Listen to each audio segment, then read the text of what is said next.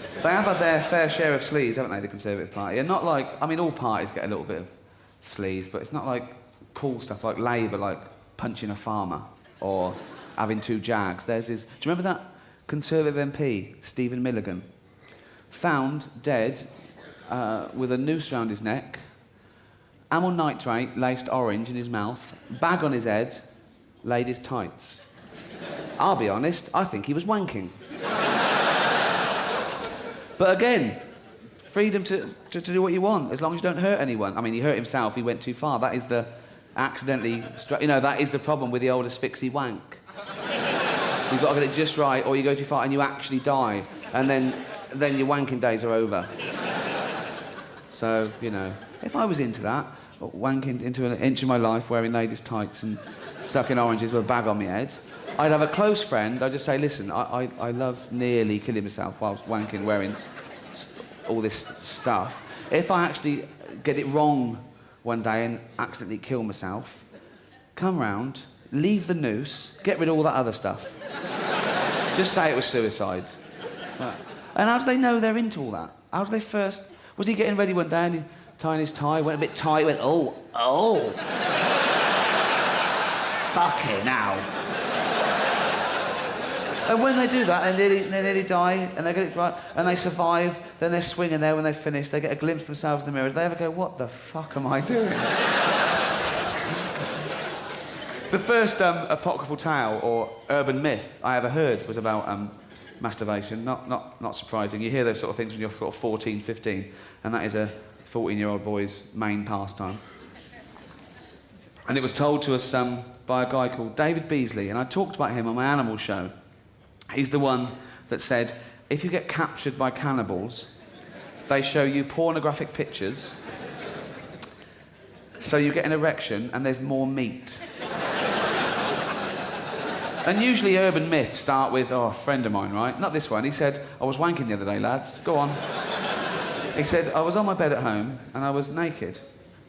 And I had my eyes shut and I was listening to music, I had my headphones on. And when I'd finished, I opened my eyes and my mum had been in and left me some tea and biscuits.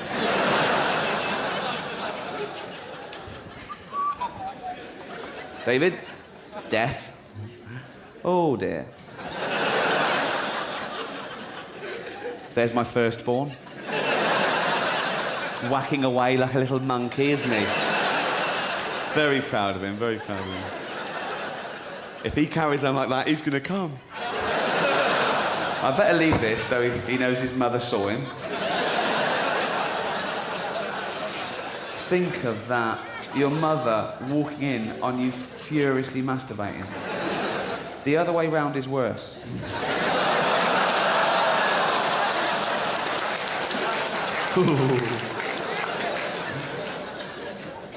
But we believed that at the time. I think he believed it. He told me another story, which I have no reason not to believe. He said his brother was going for a job interview and he had to change trains at Crewe. And he was on the platform of the train and he shat himself. As you do. Just filled with diarrhea. And he thought, oh, and he had to make the interview. So he had 10 minutes to the train, and he looked across, he saw Millets. So he squelched over to Millets and went in and went, quick mate, Levi's 36. Right, okay, got the bag, made the train, went straight to the toilet, locked himself in, put the bag down, took his trousers off, took his pants off, poked him out the window, cleaned himself up, flushed it all away, opened the bag. It was a jacket.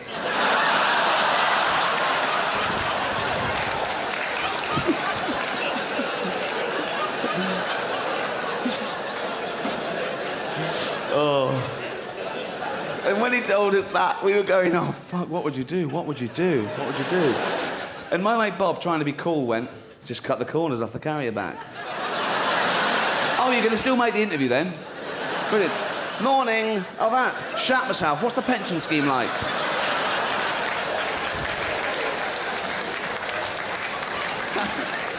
Like you're thinking, yeah. Phew. Ooh. Thank God for a carrier bag to hide my offal. Unbelievable. There are more drastic forms of protest, though, than marching and leaflets. In 1963, a Vietnamese Buddhist monk, as a protest against the Vietnam regime, went out into a public place, set himself alight and burnt to death. Did no good, because that's not a threat or a deterrent. If a little monk comes up to you and he goes, you better stop all those things you're doing, otherwise I'm going to set myself alight. You're going to set yourself alight.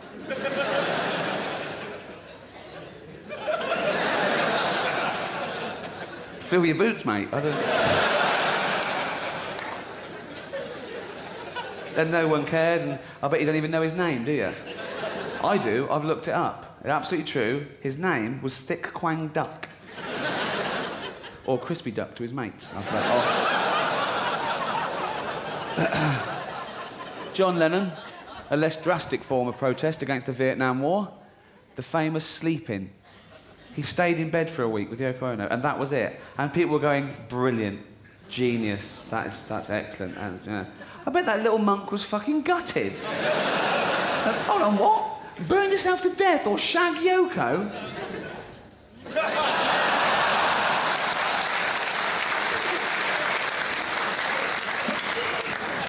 Oh, I love it when rock stars get involved. I absolutely love it. The political song. Ooh. Look out, mate, he's got a guitar. He's saying what he thinks in C.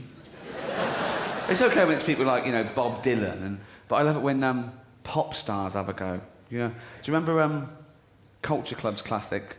They'd been singing Karma Chameleon for too long, and they came up with the war song. Ooh. And in that, they go, war is stupid, and people are stupid. How's that going to change your mind?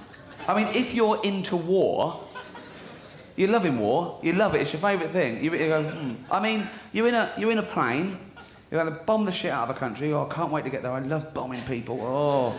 Oh, nearly there. Put the radio on. Oh, war is stupid and people are stupid. We're going home.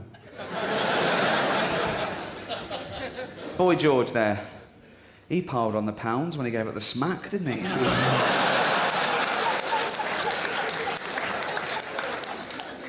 There's a fable there, kids. Every action has a consequence, so... Ooh. Billy Joel, after singing things like Uptown Girl, he then revealed his classic, his protest song against the world. We didn't start the fire.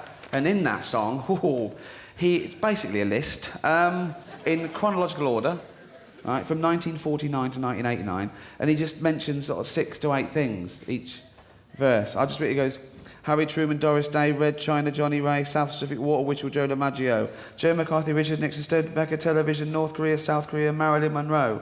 That's not a song. That's a conversation with Rain Man.